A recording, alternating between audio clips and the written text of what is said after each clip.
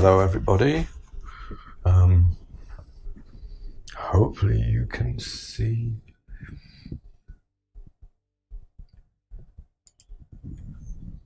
painting, a reference photo and a palette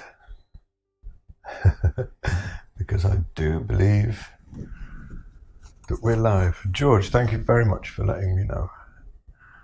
George can see me okay, thank you. And Fran can too. Hello Fran, good to see you. And Alison, good to see you. Yay! Looks like we're all up and running. Can't tell if anybody on Facebook can see me yet. Hello Janice, good to see you. Annabelle, thank you. So, please do let me know if you can hear me. Obviously, if you can't, you won't hear me ask you. So, but if you can hear me, it looks like everything is working all right from my side. Maybe my sound is a bit high. I don't want it to distort. Turn it down a little bit. Hello, Carol. So please pop a little note into comment if you can hear me. Brilliant. Thanks, Diane. Thanks, Nancy. Hello, Denise. Good to see you. So what have we got today? Well, I'm painting some roses. Now, this is a circular linen panel, which I have also further primed. It was supposed to be oil primed. I think is it Fredericks? I think it was supposed to be oil primed. But you know, they never put enough primer on. So I've primed it again with oil primer with this curved blade. Almost like putting it on like a trowel, and you get a little bit of the canvas still showing through, but a nice kind of a smooth surface to work on. So let me tell you how I've got it to this point. So the first thing I've done is cover this panel. I started this about a week ago, maybe a bit more. So I covered the panel with a middle value near neutral. And then I wiped out the highlights and painted in the shadows. Here is one, which is just at the wipeout stage, the first stage. That's from a course I'm teaching at the moment. So hopefully you can see this area around here. I started painting yesterday. Unfortunately, I ran out of steam before I got any further than this, and I fell asleep on the studio floor because I've been working a bit too hard, probably. There we go. Can't be helped. I have a bad habit of doing that. So there's some yellow roses and some kind of very low chroma pink roses, which are the ones that I was mostly painting yesterday. Gradually I'm going over this. I've got the basic design and the value pattern sort of put together. So I'm just refining them a little bit from here. Matthew is watching from Costa Rica. Wow. I think you might be the first person from Costa Rica who's watched one of these. Thank you, Debbie. Kathy, is that right? Kathy says Kansas is listening. What, like the whole of Kansas? Kansas. I'm very impressed if that's the case. It must be like everyone in Kansas is a painter, which is nice to know. Listen, let me show you my palette. I'm going to talk a little bit about the palette before I do anything else. Let's do that. You only really need to see this side, so I'll leave the reference photo up for now. It's kind of good to be talking about the colours at the same time as you can see the photo as well. So I took a bunch of colour notes from these roses when they were still alive. But I've also got to a point now with the photographs that I take that I'm pretty good at colour correction.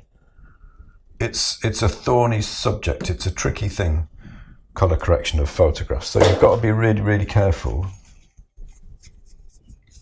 to try and get them, the colours as natural as possible. And what I found is, even after having really gone to town on this. I mean, I've done quite a lot of experiments with working with Adobe software, with refining things as much as possible. And what I've found is with practice, you can get really, really close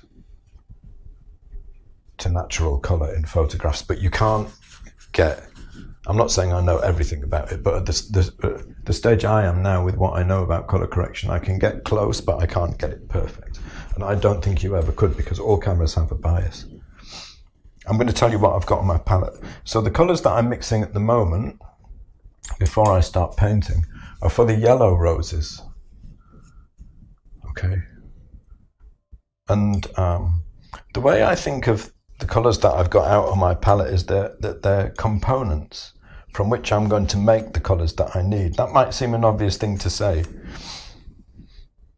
but my starting point is the colors that I want, not the colors that I have here. And I think a lot of the time people look at their tube colors as their starting point, and I think that's, I wouldn't say it's the wrong way to look at it, but I think it's perhaps a less effective way to look at color.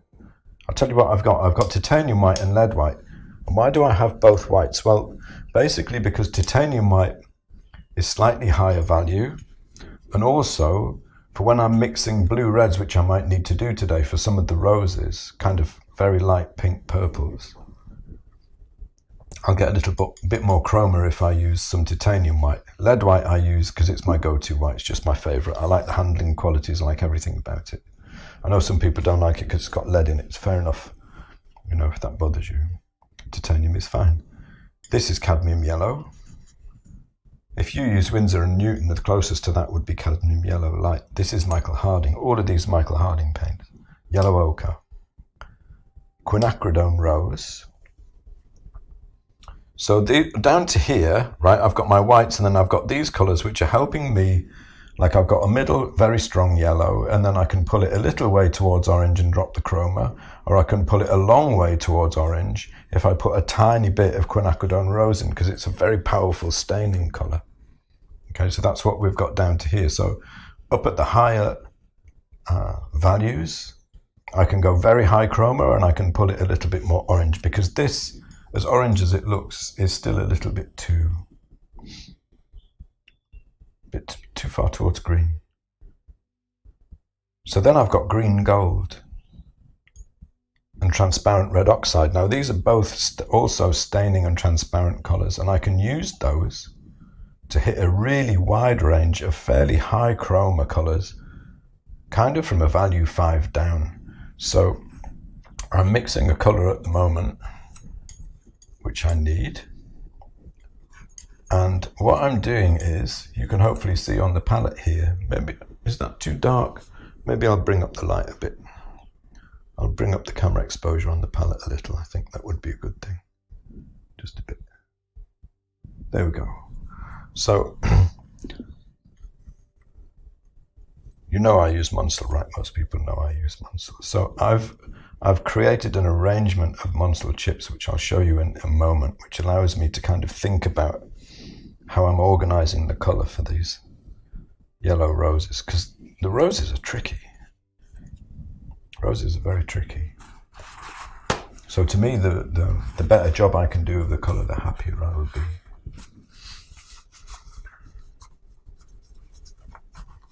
That's nice to hear. And Anna says, thanks for the live stream. It always gets me inspired to work. Brilliant. I'm really happy about that.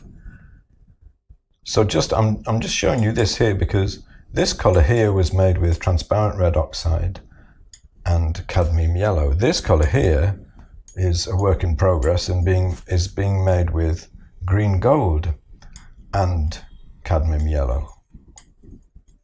So this one is very orange and this one is very green, and the actual color that I want is somewhere in between the two. So I'm mixing a green yellow and an orange yellow. I'm getting them to about the same value, and then I'm going to mix a bit of one into the other until I feel like I've got something like the color I want. So the color I'm actually after is, I know what it is, it's this one here. This is a little bit too orange. It's really close. So let's take a little bit of that bring in a little bit of this, and I'm just, all I'm going to do is I'm going to push it slightly towards green. I'm not bothered about perfection, I just want it to be a little bit further towards green. So that's why I very often have green, gold and transparent red oxide on my palette, because they're really good for pushing colours around when you're like around value 5 or below, you know.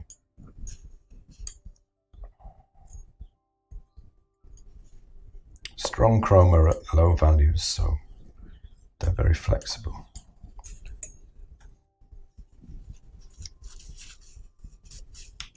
They're very effective.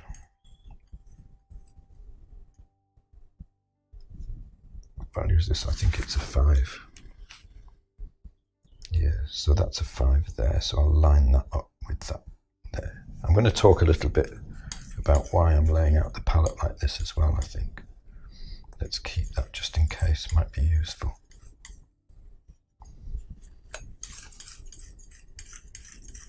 Let me mix a couple more colours, because I've still got some mixing to do with my yellows. And then I can start putting some down. I'm not sure if I'm going to get over onto the pinkish purple roses again today. I really want to, because I left them at a point where I wasn't happy with last night. I wanted to keep working, but I just ran out of energy. But parts of them are starting to dry now, so I'm not sure if I can work over it. I might need to wait for it to dry completely again.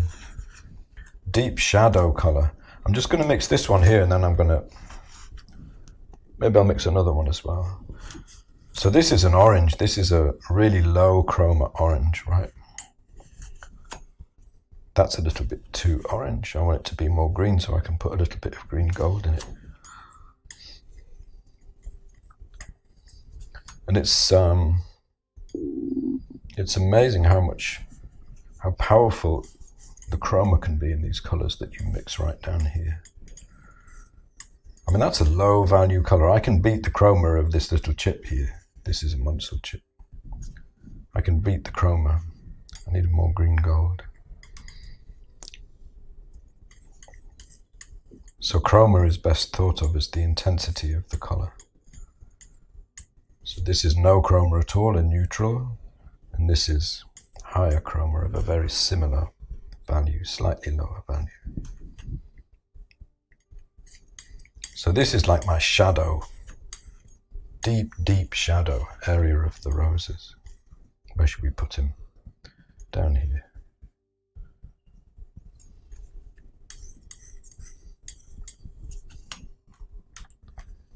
And I also know that I'm going to need a lower chroma color, because there's a large shadow area, which I know is about, I know the value pretty much, about value 4.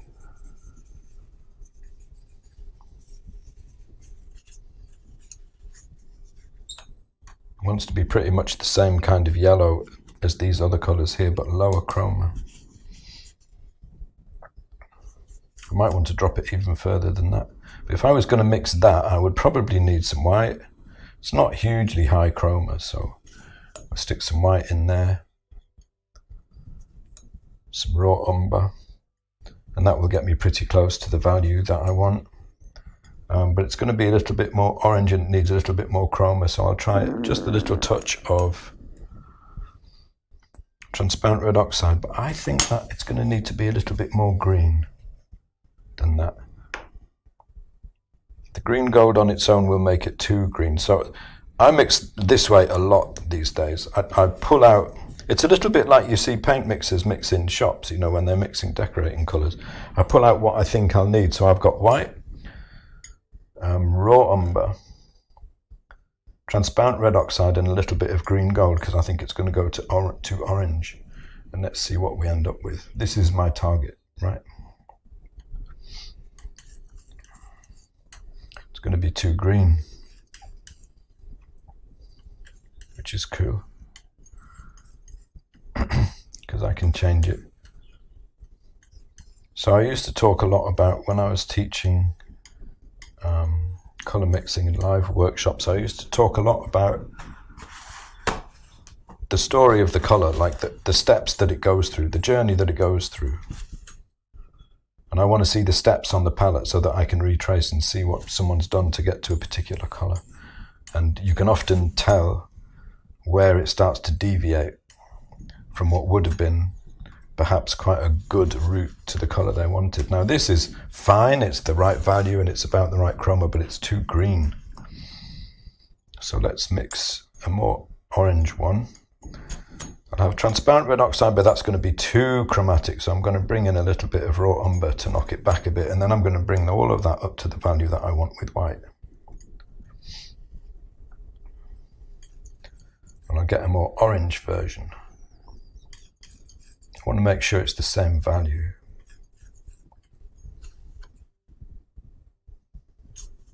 Bob on. Let's take a little bit of that. We'll take some of this orange and see if it will push it far enough. Yeah, I'm happy with that. So you can, especially in yellows and oranges, you can pull them. Generally they want to be pulled towards green if they're too, this is a 4, value 4. It's lower chroma, so I'm going to pop him over here. You can pull things like yellows and oranges usually need to be pulled a little way towards yellow or a little way towards orange, towards red, towards green, you could say, or towards orange. Let me show you what I mean. So if I'm in this area and I'm low in value, quite often I'll want to pull the color in terms of the hue further towards orange, like this way, or I'll need it to go further towards green. And that's why I love having these two together on my palette, green gold and the transparent red oxide, because low down the value range, from like, well, the bottom half of the value range, I'd say, they're really effective for pulling oranges one way or the other.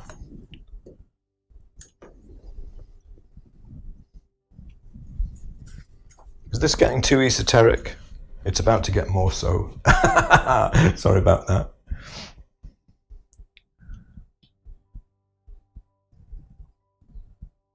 Hello, David. Good to see you. Hello, Alan. Alan, I'm not really teaching, so I don't think I'm going to go through in detail the value and chroma and hue of each chip. I want to talk more about general principles today because I'm heading much more that way in my thinking, and probably will do in my teaching too.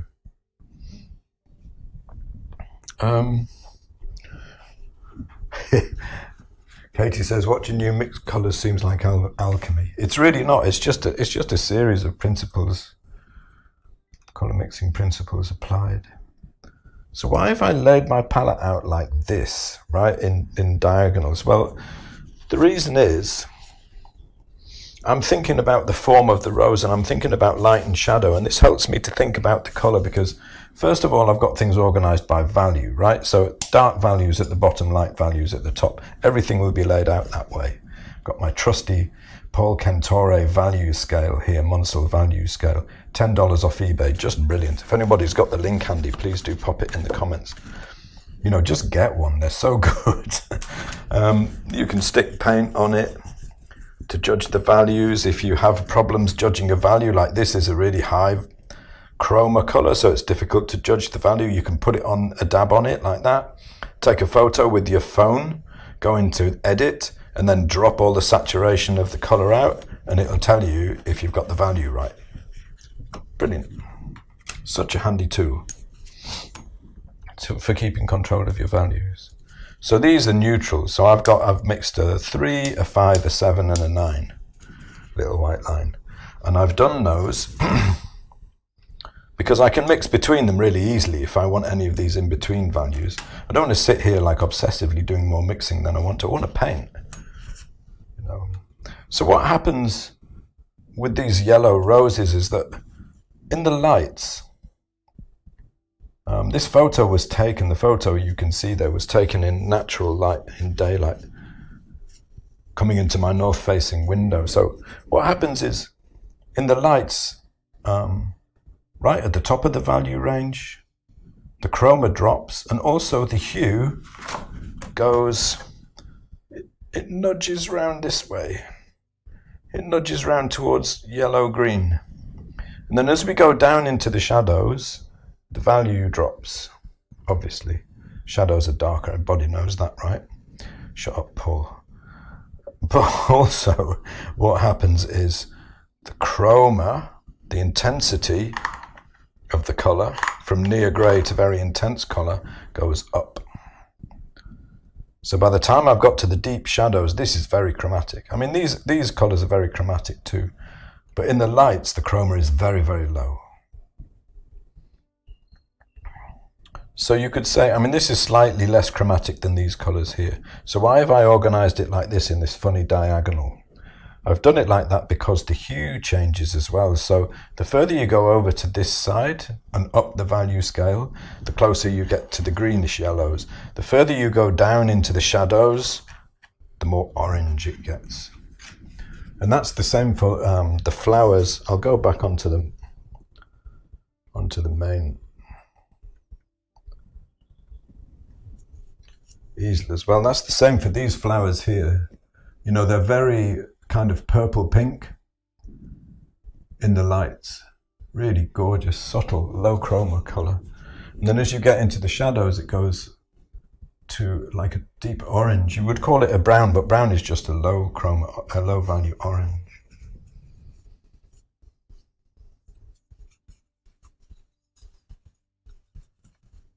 David says, Paul, have you gone past the tactic of hitting the value first? I find that a really useful method. Have I gone past it? No. Yes and no. I mean, it is really useful, and you will have seen me when I was putting those two colours together. I made sure that they were the same colour when I was pulling it a little bit towards green because it was too orange. So I made sure they were the same value, sorry. So it's still really important. But I know my paints and the tube paints that I'll put out to hit various colour ranges. Now I know them well enough that I can pretty much put together the components that I need, that I know is going to get me very close, and then I'll look at the colour and decide what needs to change. You know, so this is basically just from years of working with Munsell, although lately I find I'm looking for another way to approach this. Especially for teaching, you know, because the price of the big book is really prohibitive. There's a couple of versions of digital Munsell out there at the moment, and they are incredibly useful, I think, especially given the cost. But they're fiddly to use. The student book is good, but it doesn't have the same number of colours. But the important thing, I think, really is to get the principles, to nail the values. The values absolutely need to be nailed. No, there's no question about that. And then I think the next most important thing is chroma. Obviously, they're all important. But I think the next most important thing is the chroma of the colours. And the hue, obviously, yes, the hue is very important too, but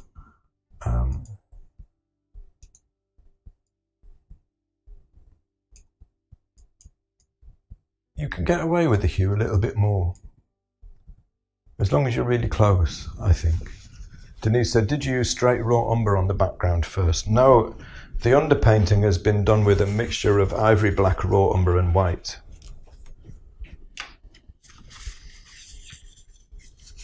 I did this painting the same way. So this is kind of how it looks when it's finished. You know, a lot of the underpainting is covered.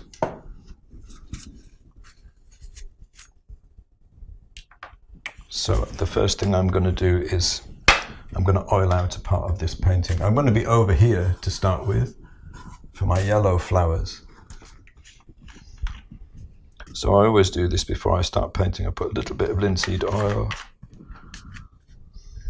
a little bit of solvent. I use terps, more linseed oil than solvent, to be fair.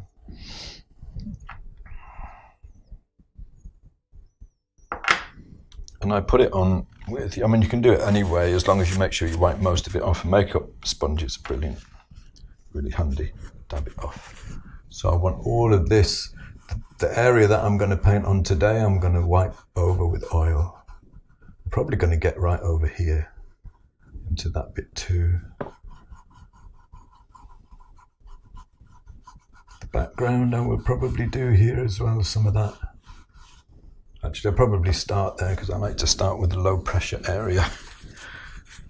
And then I'm going to wipe most of this off, so I don't end up with a build-up of oil, which would be a bit of a nightmare.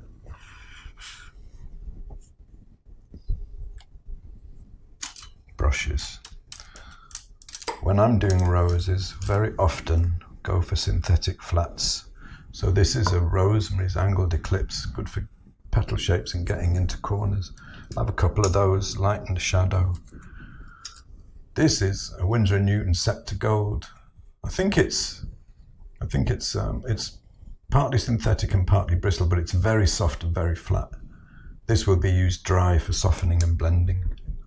The background, I'll use something with a bit more texture, a rough old Cornelis and Hogg.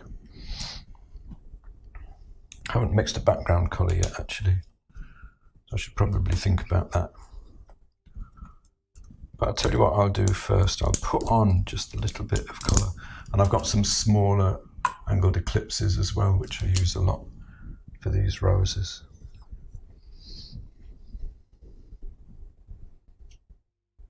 Lisa says, can you use oleo gel to oil out? Yeah, you absolutely can. I might get some more of that actually, because I used to use that to oil out and I like it very much. I can't remember why I stopped using it and started doing it this way now. But yeah, oleo gel is really nice for oiling out.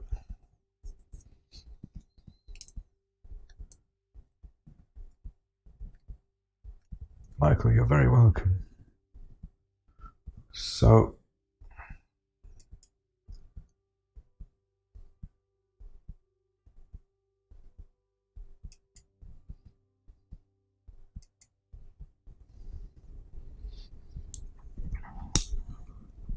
this is the kind of shadow area. Usually I would dip my brushes in the medium and then wipe them off. So I know I want something like this, like around this area here.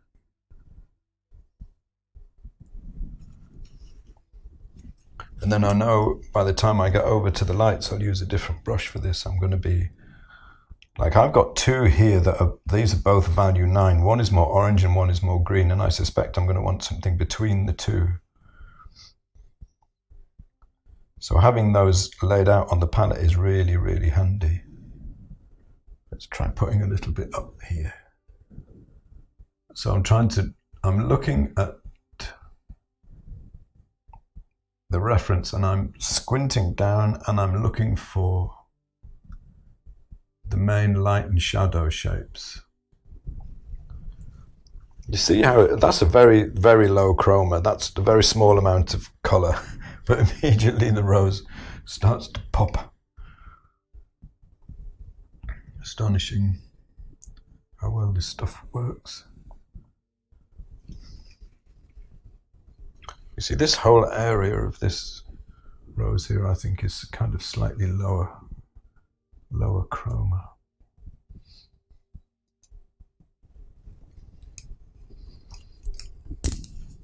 So I need a color that's going to take me kind of somewhere in between these two, from the shadow to the light. The chroma, looking at it, it doesn't want to be too high. It wants to be, this is like a value 4, and I know that's a 9, so like somewhere around 5 or 6 is going to work well. Something like this, but this is too high chroma. Well, I know that's a value 6, right? I know this is a 5, and I know this is a 7, so these are neutrals. Now, I, until very recently, had completely stopped using neutrals in my paintings because I've always said that it's more effective to lower chroma with a lower chroma color of a similar hue and the same value. But I'm actually working on developing a slightly different approach, which is not so much for me, but so that I can teach things more clearly. See, people do say, a lot of Monsolites will tell you that if you want to drop the chroma of a color, so I want to drop the chroma of this color, right? I'll put a dab over here. Then just bring in some neutral of the same value. Now this is the same value, and the hue won't change, right? Not true. If only it were true, but the hue does change. The hue definitely does change. That's gone towards a green-yellow, I can see it. Why do the neutrals do that? I can't tell you, I can only tell you that they do, and that's something that I need to compensate for. So I'll bring up a little bit of transparent red oxide, I'll mix it with white to a similar value, and I'll bring that in to pull it back towards orange again.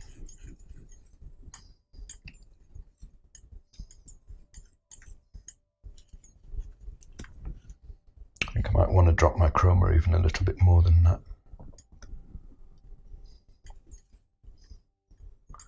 So the area of highest chroma really here is going to be, there's some deep shadow areas underneath here where it's going to be very high chroma.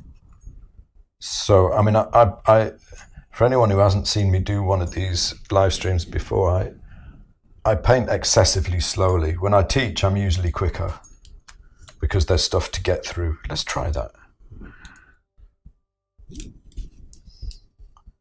But when I paint, you know, I'm really excited about this painting. I think it's going really nicely. That's too chromatic.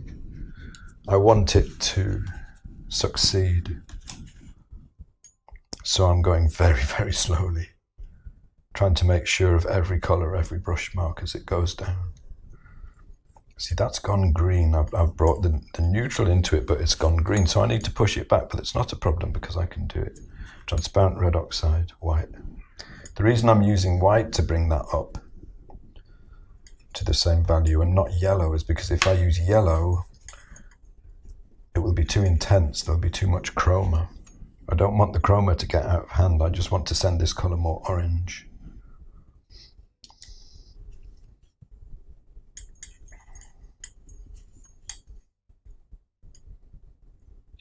So the neutral helps me pull the chroma down, but it also sends it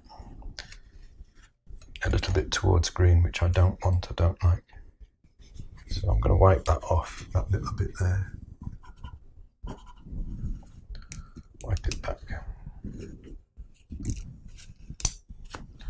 Try this one.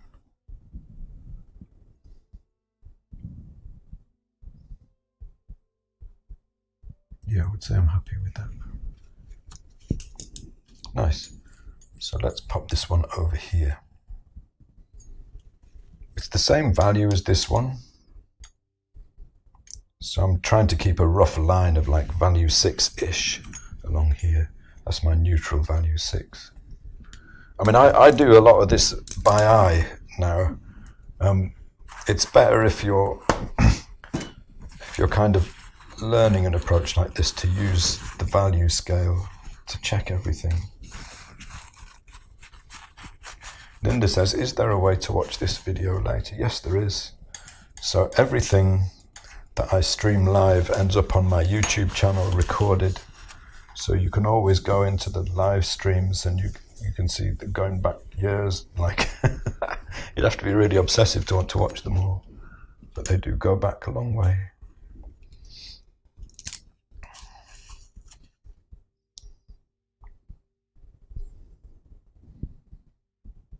There's a slightly darker area around there. So I'm going to bring in a little bit more chroma. Not too much though. So these are kind of, I was describing what these colors that I've mixed represent the other day when I was teaching, and I likened them to too much chroma. Don't like that. I likened them to reference points in a drawing. You know how when you're laying out a drawing, you can start, if you want to be very careful about it, you can start with the highest point, the lowest point, the furthest left point, the furthest right point. And then that gives you a kind of bounding box that you know your drawing has to fit within. You know, it's a useful way to start a drawing. Let's get some of this nice high chroma shadow in here. And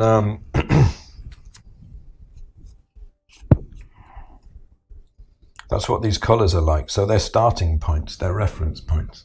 So I'm going to work within these colours, but I'm going to modulate between them quite a lot.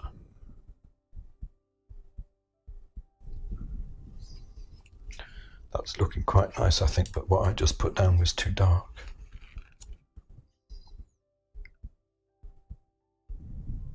Let's see here.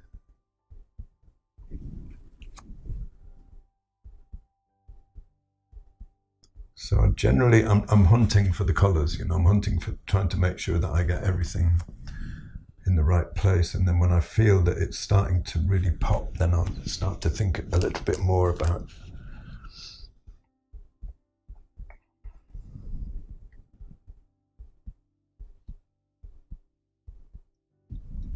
the drawing and the quality of the brush strokes and how it looks. I like that flower, I think it's looking nice.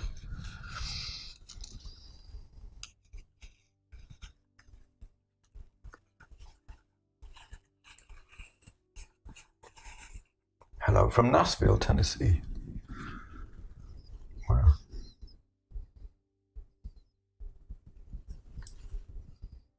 So what generally happens is my palettes start out very organised, and as I work they get gradually less and less organised as I borrow bits from one colour to mix into another and move things around. But this is looking all right so far. This is going down pretty nice, I think. What's interesting though about the colours in the lights is that they go almost pink. Very low chroma, kind of a dusky pink, right on the edge of these petals here, where it turns slightly. The petal turns slightly away from the edge. The value is still quite high, so this is like a value 7. So let's get a value 8 neutral, because I know they're going to be high in value, and I don't want to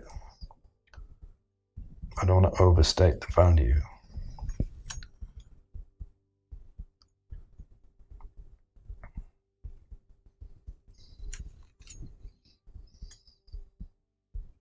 So that's the value I want.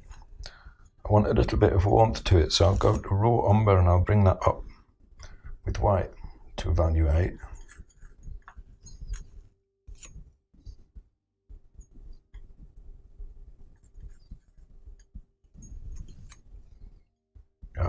I'm pretty sure they're going slightly towards red, so I'm going to bring in just a little bit of the quinacridone rose just to take it slightly pinkish. Actually, that might be just the colour. Let's try that. It's this bit up here where the petal folds.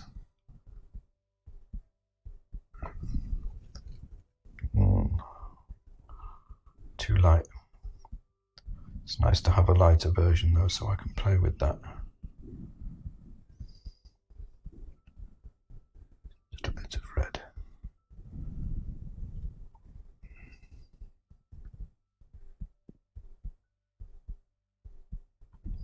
I just want to get that feeling of that petal. I think I might be able to show you this closer actually. Let me check the other angle of the camera and see if it's working. Yeah, it is. There's a bit of glare over the right hand side because I've got lights on either side of the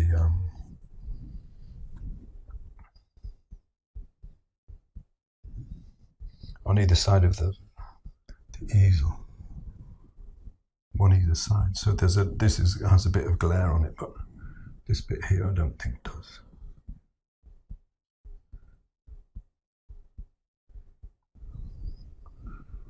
Ooh, I think that's nice. I think that's, yeah. So this is, I've been talking recently about colour stories quite a lot. I was talking to, Kathy Speranza. Last summer we met in Mottisfont Abbey. Such a beautiful place, full of roses. And we drew and we painted and chatted, and I was kind of evolving this idea of the colour story.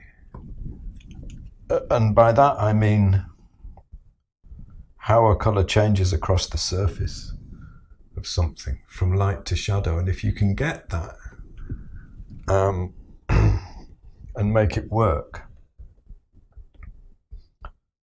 it can be incredibly beautiful. And it can also show you principles of how colour changes from light to shadow, which you can apply to other things that you paint. I have to be very careful not to push the chroma too far, putting these yellows in. So easy to do that. I want it to be very subtle.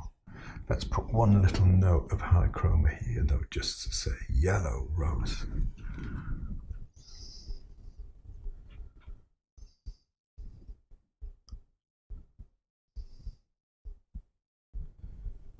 It can come up a little here. And so I think this is quite a useful analogy to talk about the story of the colour, like the journey that it takes, the local colour, if you like, as it moves from light to shadow.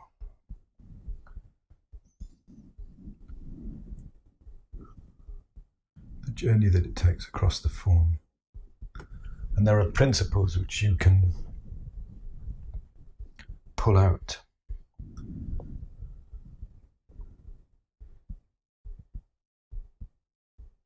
Like the way in this yellow flower, the way the hue changes so much across the surface. So we're in quite green yellows at the top and very low chroma in the lights.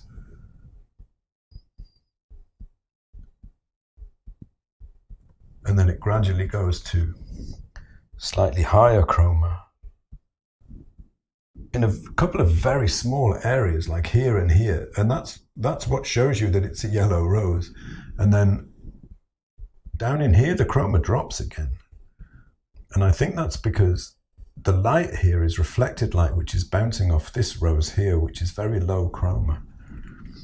Let's soften some of this. This is what my dry synthetic brush is for. Really incredibly light pressure this is, just to kind of bring everything together.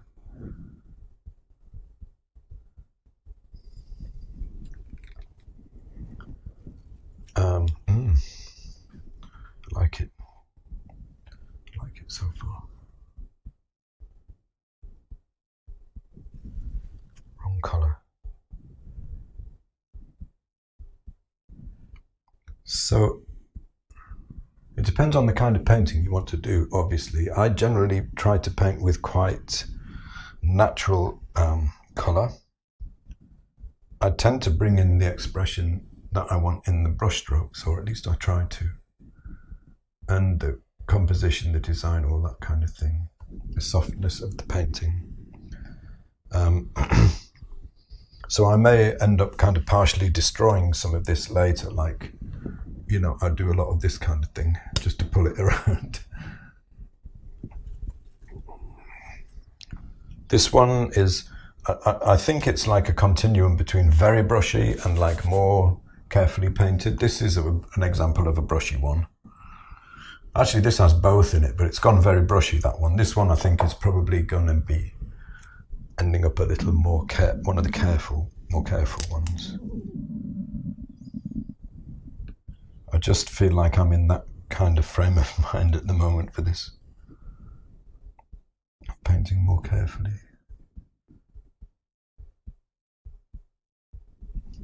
I almost feel like these colours are enough. You know, they don't need anything. They're so beautiful. And I really like the composition as well on this one too. And these low chroma, dusky pinks, high value in the shadows up here, they're working so nicely. So there's a kind of, yeah, so within the story, I think about it in terms of like what you might call the main arc of the story. So the main arc of the story is the colours that I have set out here, the yellows going down to red oranges in the shadows. But you get these little kind of subplots like what's going on up here with the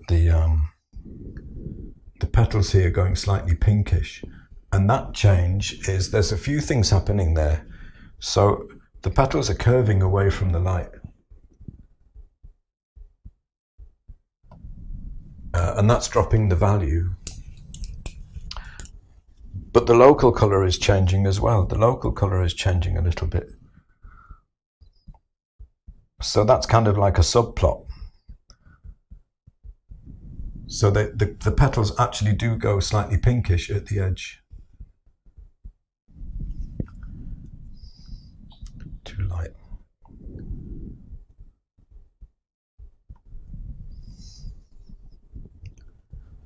Very nice, I'm happy with that. So I'm looking for the general feeling at the moment. Fran says, did you mix the neutrals or use ready-made? I use Williamsburg neutrals. They come in 2, 4, 6, 8, and I've checked them against the Centauri value scale and they're spot on. Excellent, yeah, no reason why not. No, I mix mine. I mix them. So I mixed 3, 5, 7 and 9, and then I mix the ones that I want in between them. Doesn't matter which ones, you know, I mean, if you've got a 4 and a 6, you can mix 5 really easily. Doesn't matter which ones you use, you know, at all.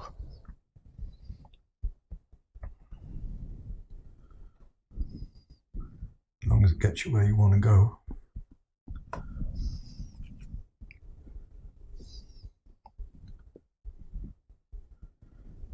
So this rose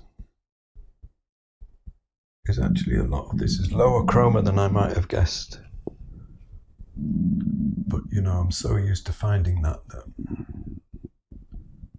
it's not really much of a surprise.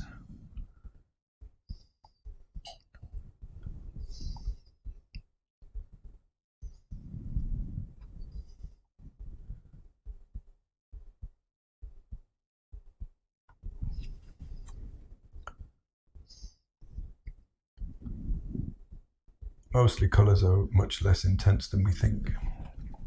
And if you can get that kind of subtlety in there, let's get some, I'm going to get some, I want some background colour I think now.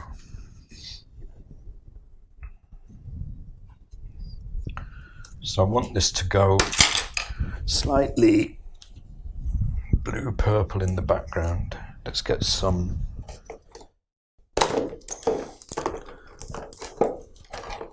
ultramarine. That's mostly an aesthetic choice, really. I just think it would be nice to have that. I'm going to play with the background a bit more at some point.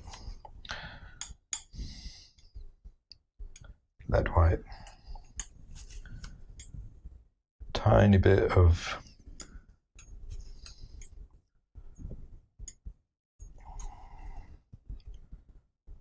ultramarine and a tiny bit of quinacridone to take it more purple. And then I'm going to bring it down the rest of the way with some black. I want this to be like a value 6, tiny bit of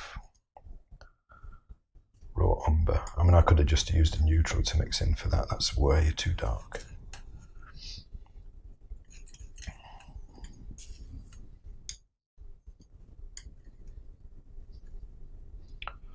I used to find when I painted live, I used to feel like I had to work more quickly because otherwise it would get boring.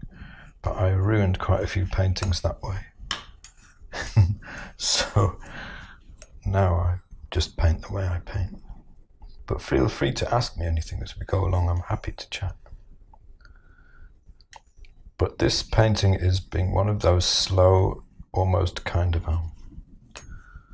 Zen-like experience of painting these flowers, and I'm liking the way it's going. You know, what happens a lot, I find with me personally, I don't know if it happens with anybody else, is talking about that continuum between realism and expression, or, you know, realism and or something else, whatever it might be, is I tend to find myself, if I do a painting which is very brushy, the next one will often be a bit more carefully painted and a bit more controlled and realistic. And then if I paint something which is very realistic, I think, oh, I haven't got enough expression in it, and I tend to be more expressive next time. I want the value to come up. I just want to see this against some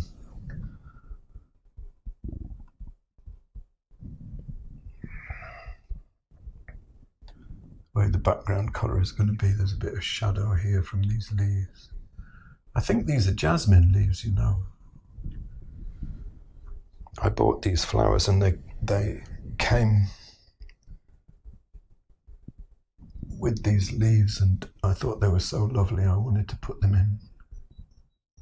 So there's a danger here that I'll obliterate the underpainting of the leaves too much. So I've got to be a little bit careful, but I can always bring them back in. And I forced myself, I didn't enjoy doing it at all, but I forced myself to paint those leaves really, really carefully, because I knew that if I just went in and I tried to dash them off, kind of with a lot of bravado, that it would, I wouldn't be happy with them afterwards. So I made myself spend probably 2 or 3 hours like laying them out really carefully, and actually made myself draw them out more carefully than I needed to.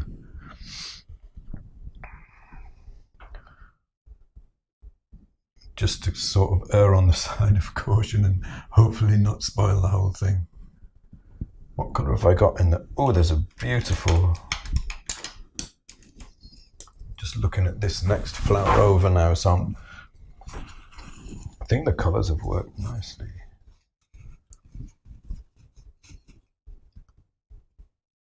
Kathleen says, are you using a grey tone number 5? Very close, Catherine. This is actually between a 5 and a 6, and it's just off neutral, so it's got a slight reddish, it's slight purple, blue purple tinge to it, but it's very, very low chroma.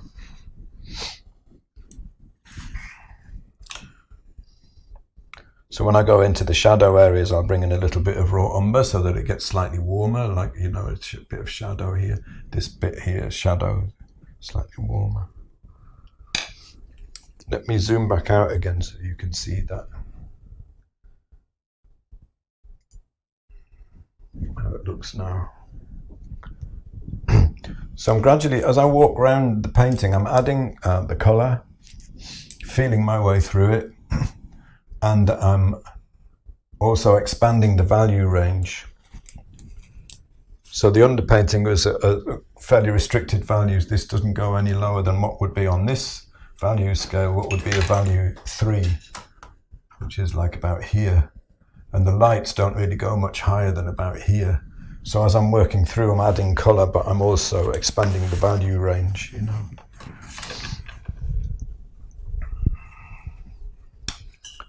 So this is one of those ones. I just think that oh, I really didn't want that to happen. Look, I just dropped my value scale in my paint.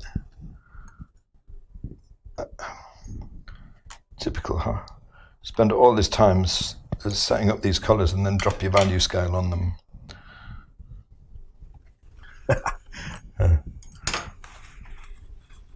Let me try and catch up with comments.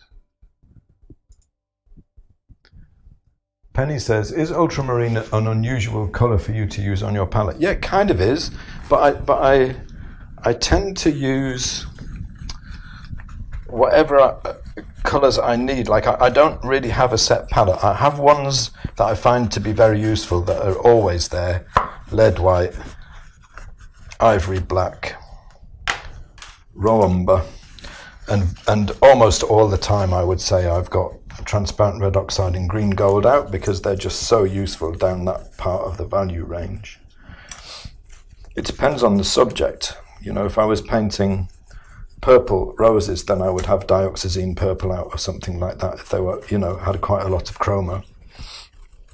So it depends what I'm painting. If I was doing something with a very high chroma, like more orange red, I might have cad red light or naphthol. I like naphthol because it has such strong chroma.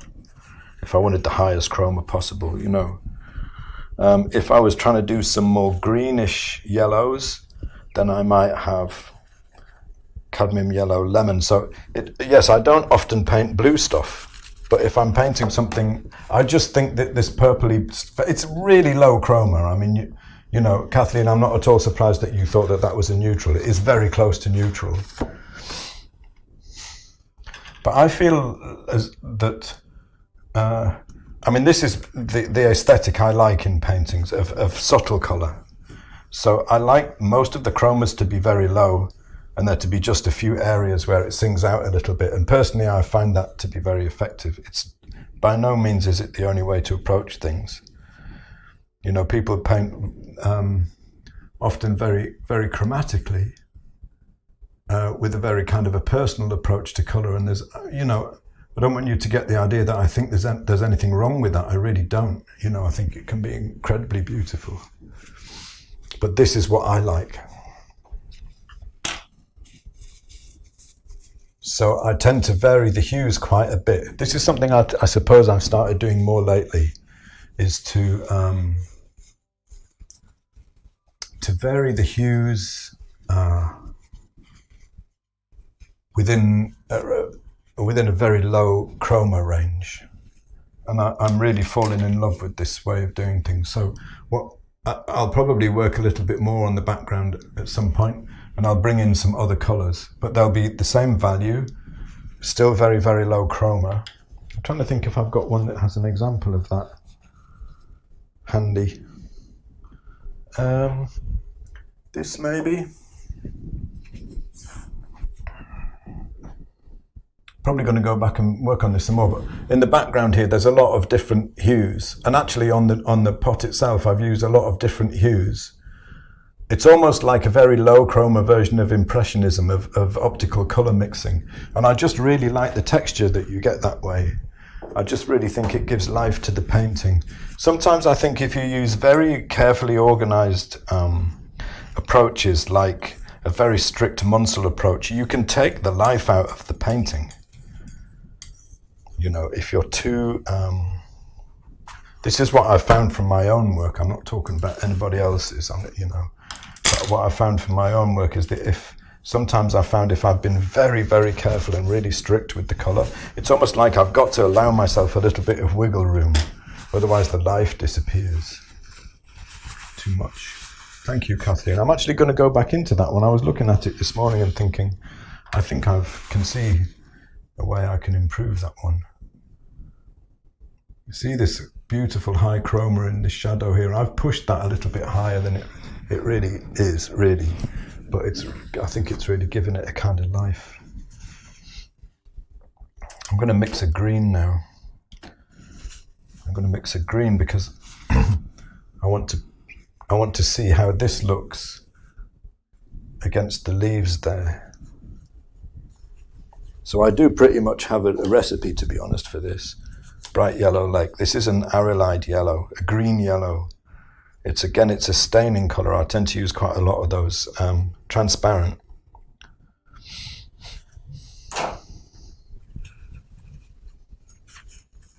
This is, you know, the most staining of staining colours. Phthalo green.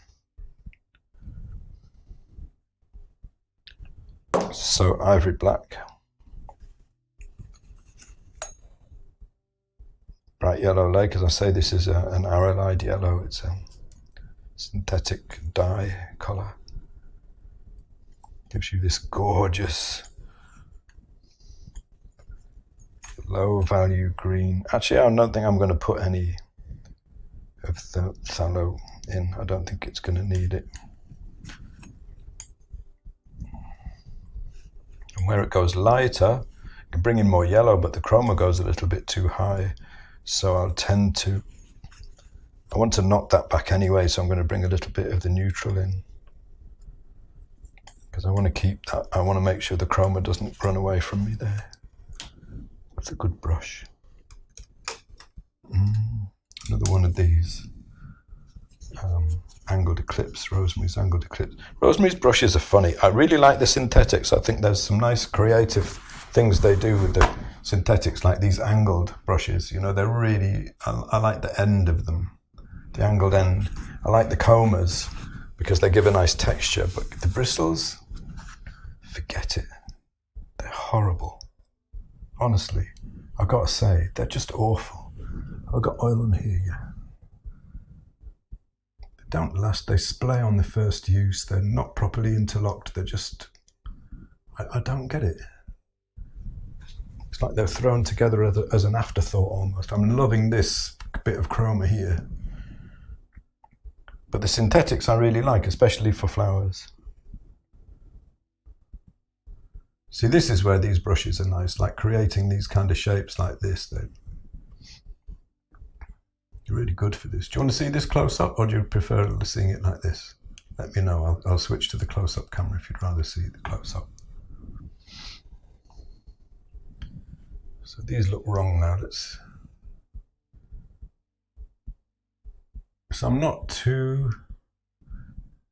I don't have to worry too much about these now that I've got most of the shape in. Close up, Kathleen said. Your wish is my command. Let's switch over.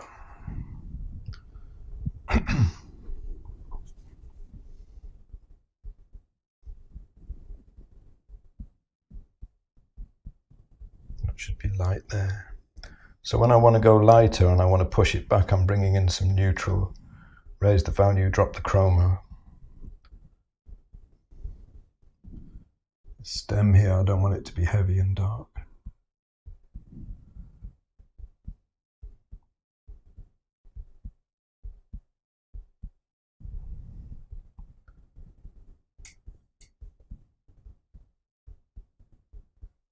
I think that's looking quite nice.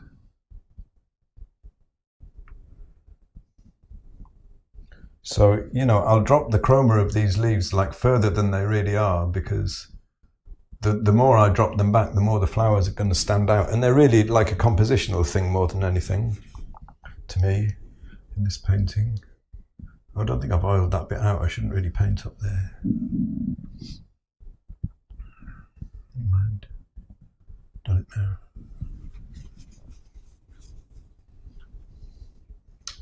I think I found a really, really good framer locally, and I think I'm going to get this framed in a, not in a square frame with a mount. I mean, I'm going to ask him if he can make a round frame.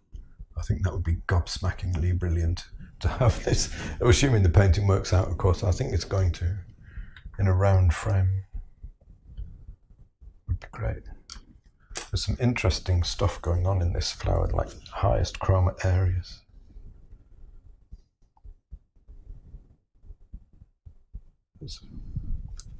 Woo! Oh, that's nice.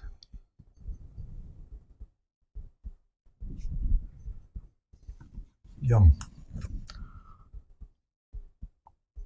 Drop the chroma, bring it down. Around here.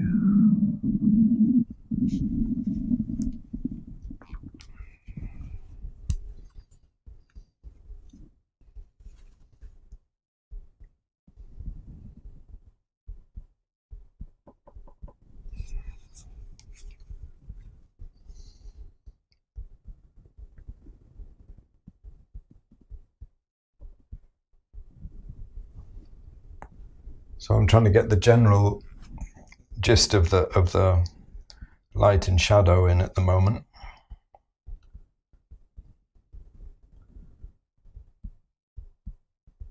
Trying to keep a reasonably simple statement of that light and shadow before I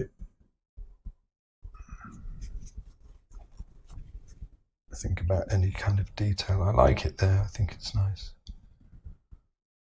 Neutral. What did I have here? Neutral and red. Too much.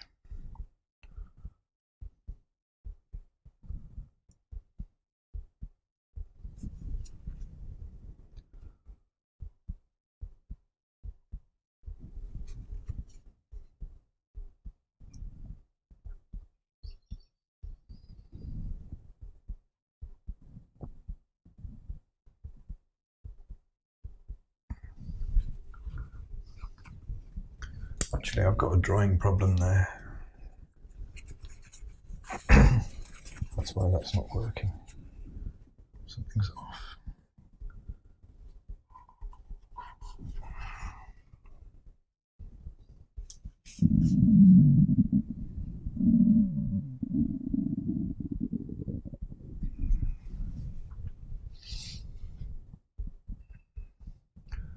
so annoying when you come across a drawing problem when you're at this stage. For me anyway, I'm just like, oh, means I've got to kind of step back from the bit that I'm really focused on and enjoying and try and sort this out. I'm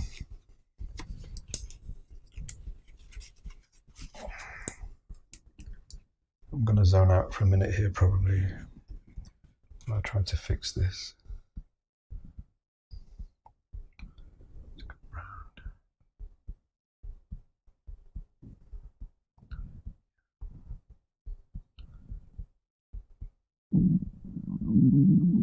See, I should have been more careful. Just realised I haven't eaten today. Apologies if you can hear my tummy grumbling. Oops. Never go on to a live stream if you haven't eaten. Life hack for you.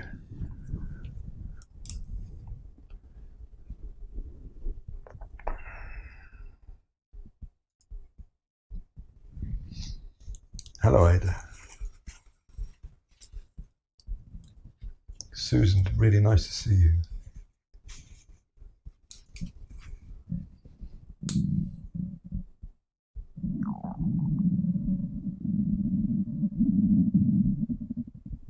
Oh, hey Alex, good to see you.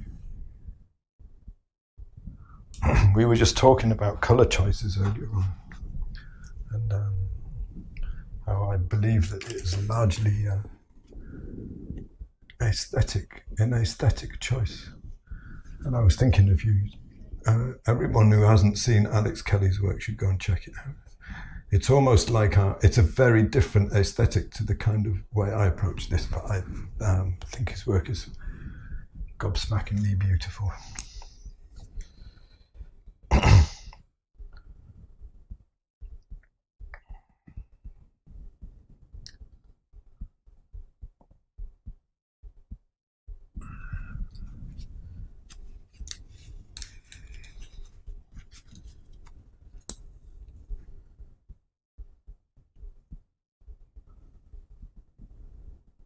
So I want to kind of, there's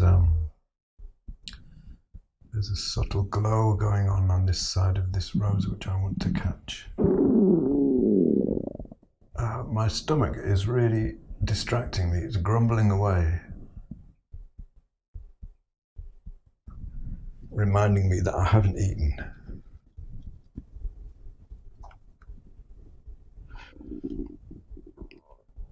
I mean, really, doesn't it know I'm trying to paint? Probably up.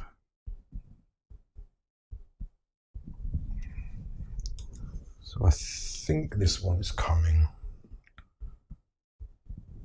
All right, better now that I've fixed that big hummer of a drawing problem. You know, I always think that,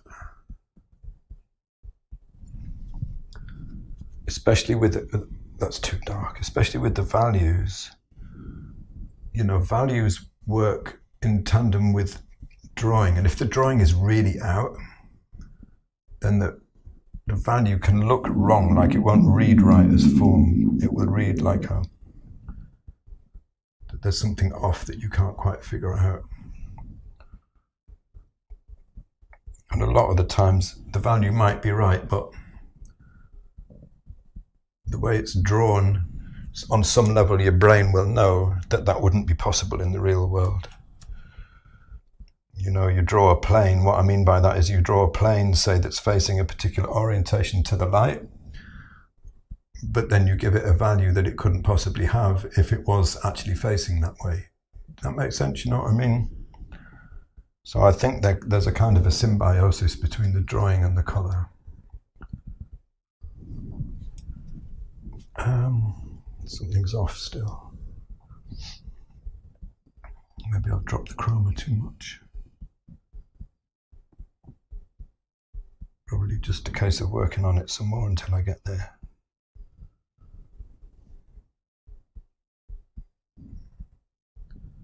Until I feel like it's working out.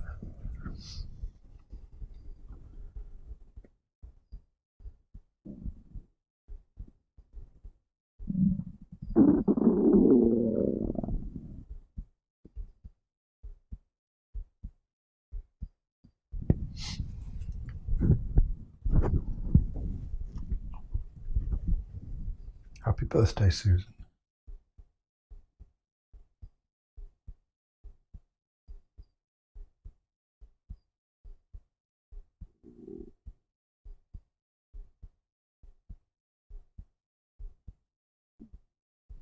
Oh, that's interesting. A few things that I just haven't caught up with. I've talked about the brushes. Linda says, "How did you stabilize the round canvas on your easel?" I just stick them on. I just stick panels onto this board with blue tack. I'm so cheap. Just stick them on there with blue tack. Sometimes they fall off while they're still wet. I shouldn't have. Don't do this.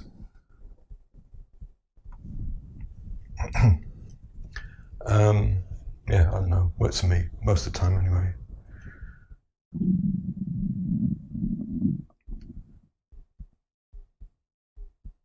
Demetrio, I'm so sorry I can't answer you because I don't speak your language. Linda says, the reference picture seems to have some of the roses more pink. They're beautiful either way, but just curious, why are you painting them more white? I think that they're actually not that white. They're really close to the right colour.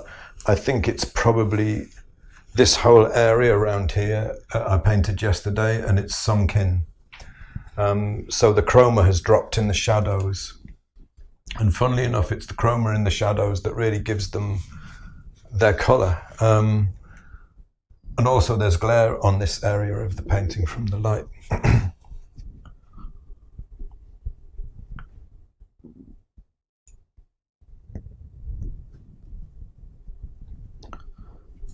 Mostly I think it's just because they've sunk in a bit. But I'm going to be working over this area again. I'm feeling my way into the colour. See, the value is out. Now I see it. The value is out on this rose.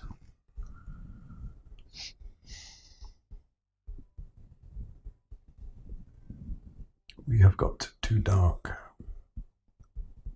And the difficulty now is not to overdo it.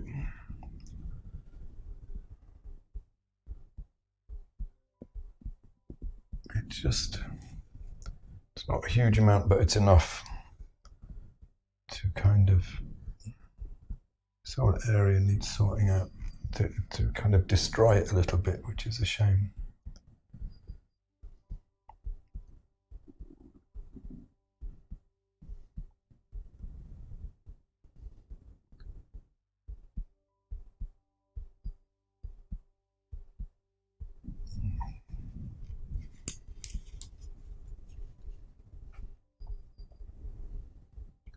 But I've definitely got a bit of a value problem over here on this rose.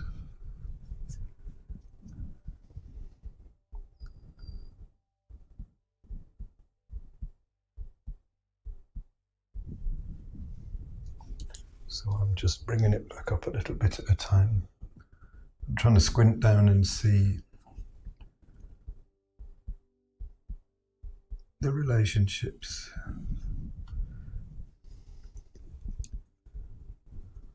Actually, in here I've let it get too dark.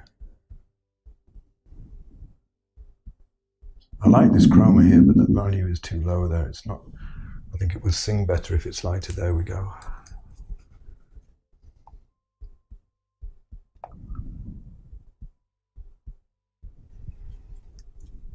That's a bit better, I think.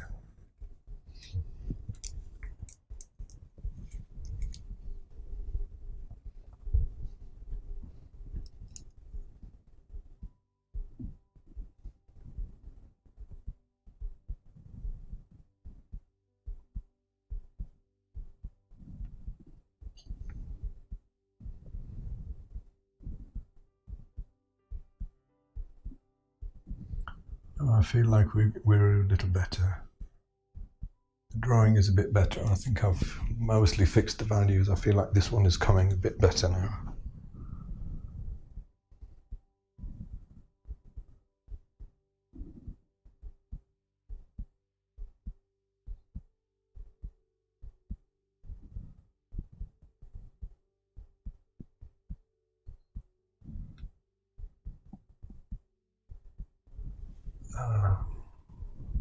Yeah. I'll try to catch up in a second with the chat.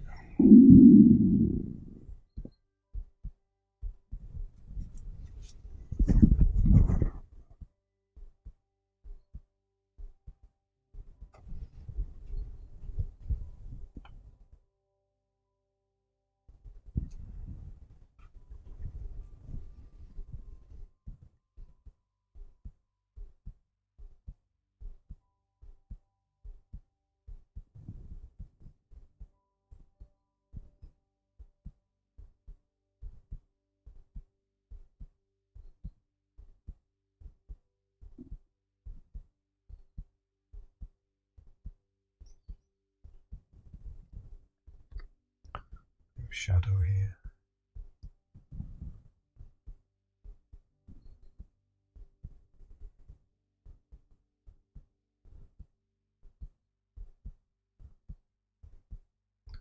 I don't know what it is about this one. I just don't feel the need to bring the energy of the strokes into it. I kind of feel like it's enough. That may change, of course, tomorrow or another day. When I'm further through it, I may decide that it's become too staid and it needs something.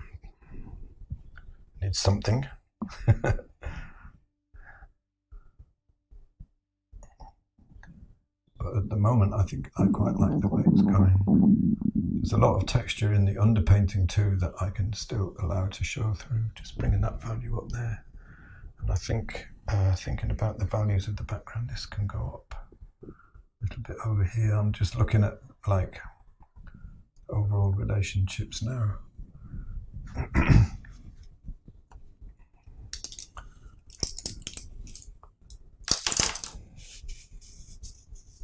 Stand back and look for a minute. I'll have a look at I'll try and catch up with the messages.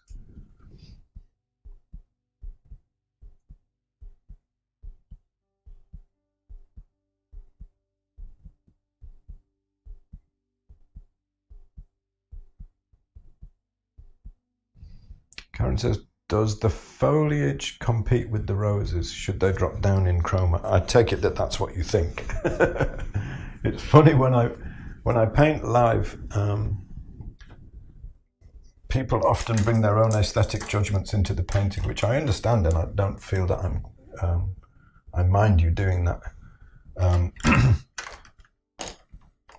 And it's perfectly understandable that you would have your own thoughts about the way a painting should go. But they are your thoughts, and they're different from the ones I have. So I'm not even looking at that area of the painting at the moment. I'm thinking about something else. I mean, for me, these leaves, the jasmine leaves, are a really important part of the composition. They create the movement, the structure, if you like, that the roses sit on. So I think, for me, they're important. You know, and painting them carefully is important to me. So this is, like, for me, this is a whole. So my personal answer for that is no, I like them the way they are.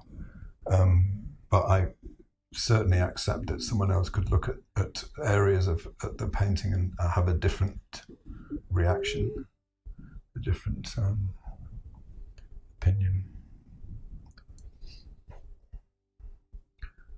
What I will do when I get a little bit further through is just to show you, actually I'll do a little bit of it now just to show you. Large, soft, synthetic. At the moment the edges are hard, right?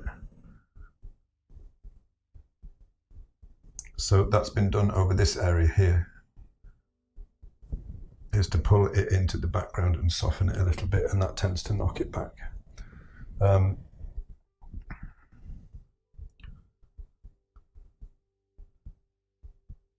it's a really useful thing to be able to do carefully to kind of bring unity to something.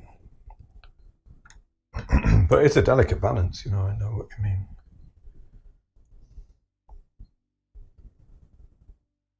But, you know, I've had people tell me that they think a fold is too distracting and stuff like this, and I kind of think, well, you know, that's fine, you know, of course, if that's your reaction, then it's certainly valid to bring up. But I'm looking at it from a different perspective, obviously. And also, it's a long way from finished. At the moment, I'm mostly thinking about the color balance and the values.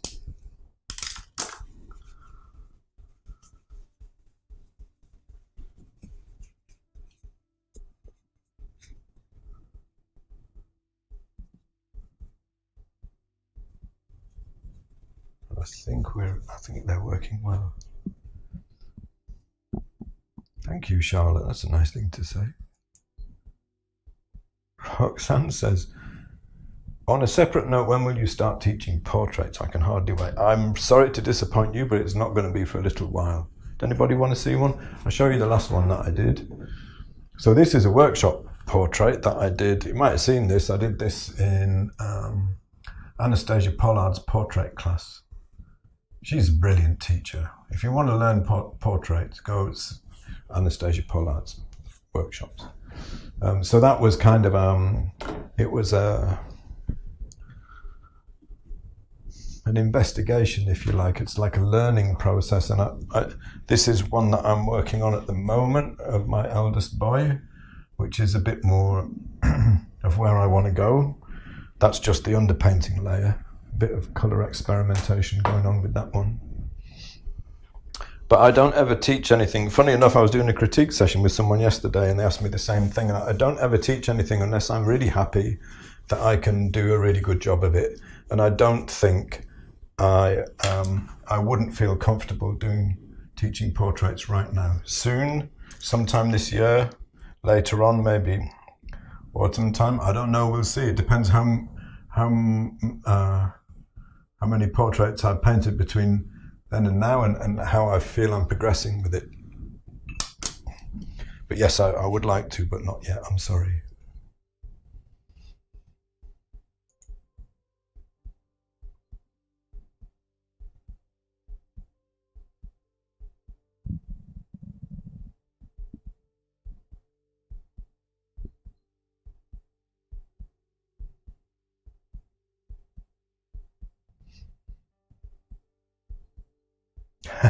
Howard, so is my grumbling tummy coming across on the stream? That's so terrible. I forgot to eat. I really got to stop doing that. I'm so hungry now. I've realised I'm so hungry. I'm like, oh God, why didn't I eat? Phew. I've had a busy day. That's my excuse.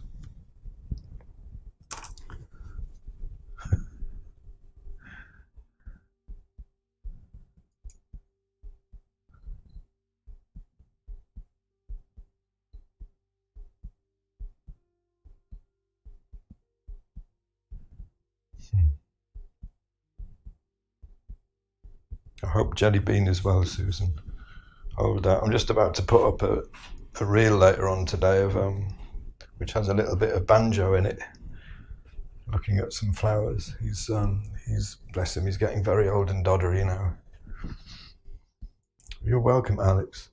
Alex says it's so hard to see one's own work objectively. It's impossible, isn't it? I mean, let's face it. You just can't. I mean, the way I can find of ever seeing anything even a little bit objectively is like months after I've done it, if I'm lucky, you know. Up until that point, it's like, it's you just got to go on feeling it more than anything, I suppose, don't you, really? I think I'm really reaching the point where I'm going to need to stop and and grab something to eat though before I keel over. Thank you, David.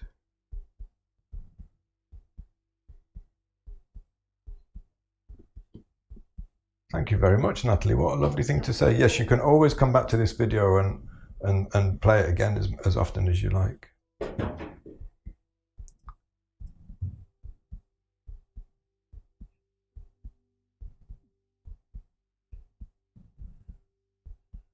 Denise says, I love how you let some of the background show through the grey new layer. Yeah, I really like that as well. I just think it gives it a kind of an optical depth that you, just lately, the last sort of few months, I've been working a lot more in layers, and I feel there's something I like about it. I like alla prima work too, the kind of immediacy of it, but there's something I like about the depth that you can get this way.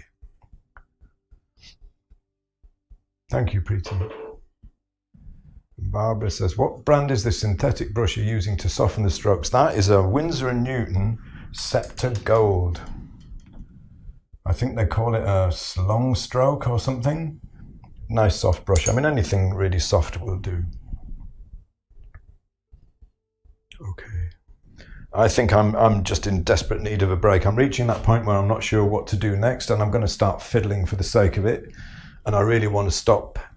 I've only done 2 flowers, and I'd hope to get a little bit further, but I may do a little bit more later.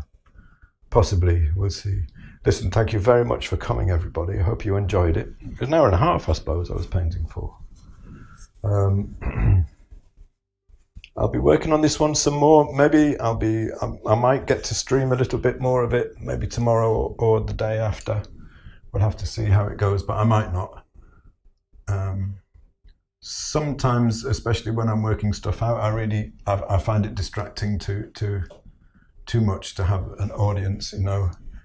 I suppose a lot of it depends on how confident I'm feeling about what I'm doing. And this one seems to be going all right, so maybe I'll be back again with this one. I'm glad you enjoyed it, thank you. I do like painting for you all. It's nice to chat. Okay, I'm going to sign off now. Thanks very much, everybody. And I'll see you all again very soon. Maybe later this week, maybe next week. And see what I'm working on then. Bye for now.